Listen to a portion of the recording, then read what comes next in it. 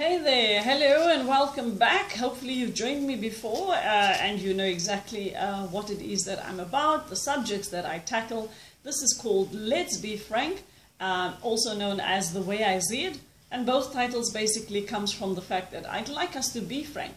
Let's be frank about certain matters. Let's talk about it. Let's bring that which is, you know, the elephant in the room, and let's really see, can you see that elephant? Stop throwing things under the rug. But let's talk civilly to each other. Let's be honest about each other, that there are things that we don't like, we don't love, but most importantly, we don't understand about each other.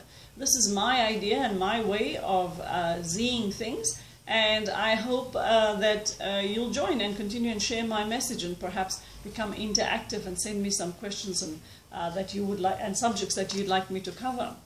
As I said, it is also known as The Way I See It, so basically the idea is from my point of view.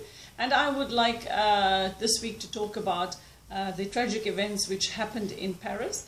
The Paris attack happened on Friday the 13th, and it was awful that a bunch of fanatics, madmen and morons decided to attack innocent people. Unfortunately, over 100 people lost their lives, and it is most sad that it wasn't only Christians and Muslims and whites and blacks, but everybody was a victim of that horrific attack. Of course, it reverberated throughout the world, and the subsequent sympathies, condolences via the media, mainstream media, all reverberated on social media. What was telling, of course, was the Facebook campaign, which allowed users in sympathy to Paris to change their profile picture into the French flag. While it was a fantastic idea, I chose not to do it because, like many, I thought to myself, why now? Why Paris?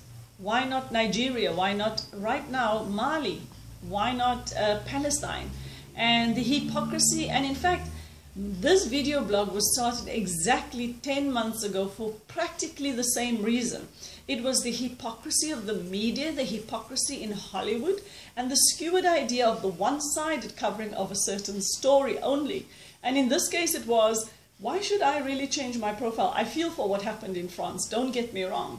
But to allow Facebook, which has over almost 1 billion users, to create one act to show sympathy for only one country and one act.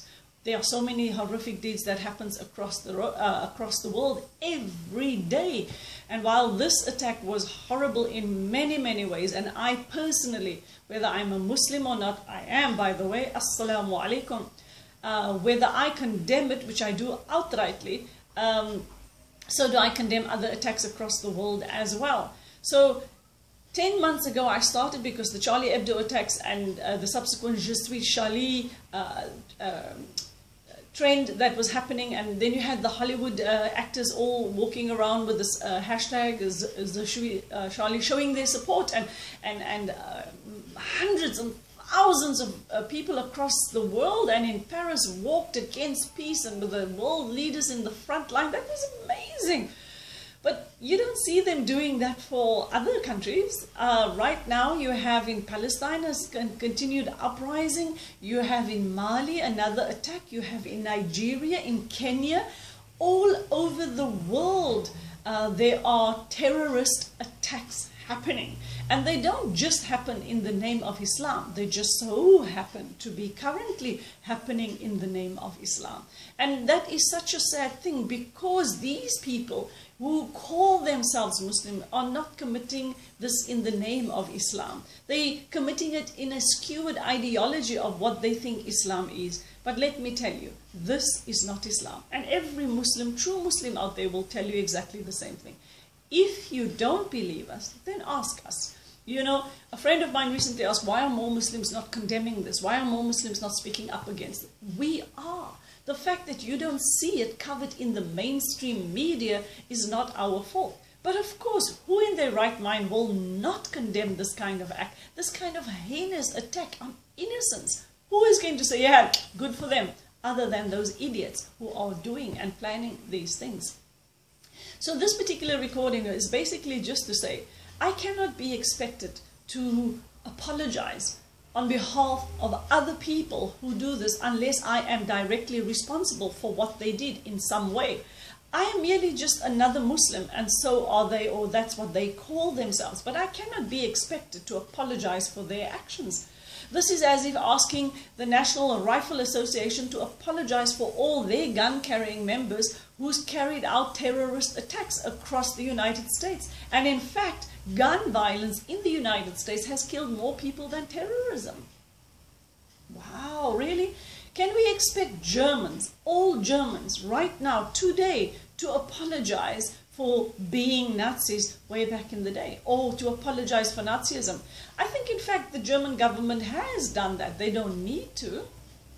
Can we expect white slave owners, previous families of white slave owners, to apologize for slavery?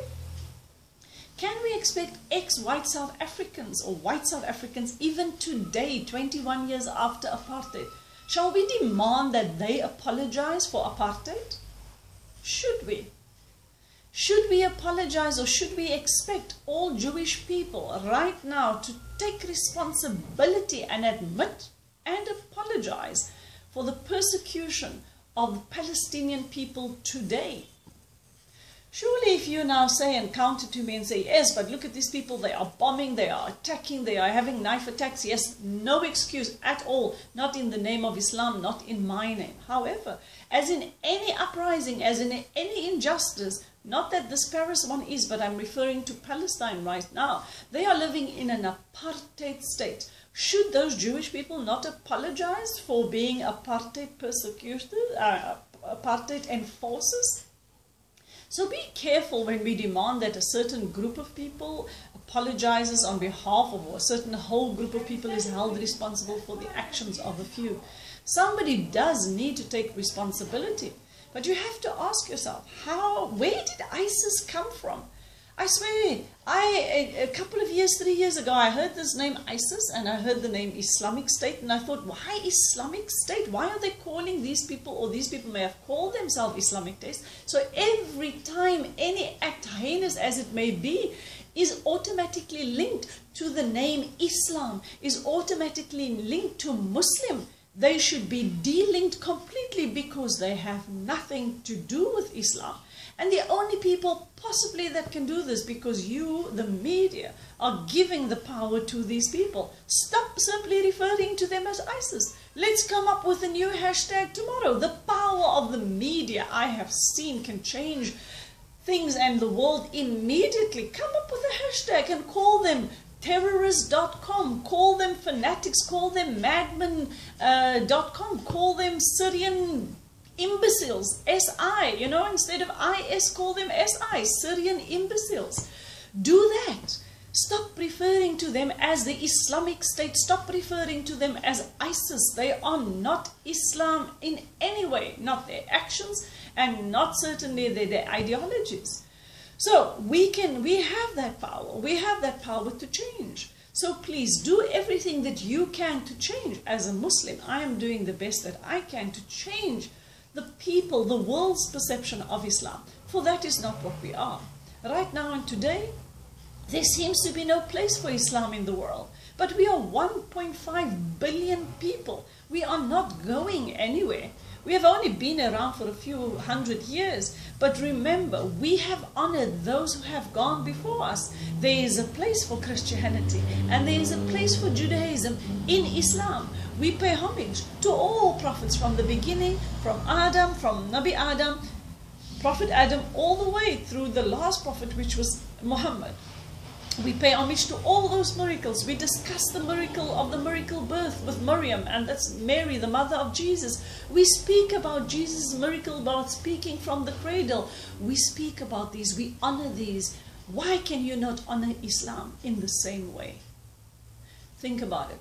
You cannot expect me as a Muslim to apologize for the actions of someone else if I was not directly involved. Sure, if it was me, if it was my family, I would apologize. But I've got nothing to apologize for. I apologize that not more has been done and more can be done.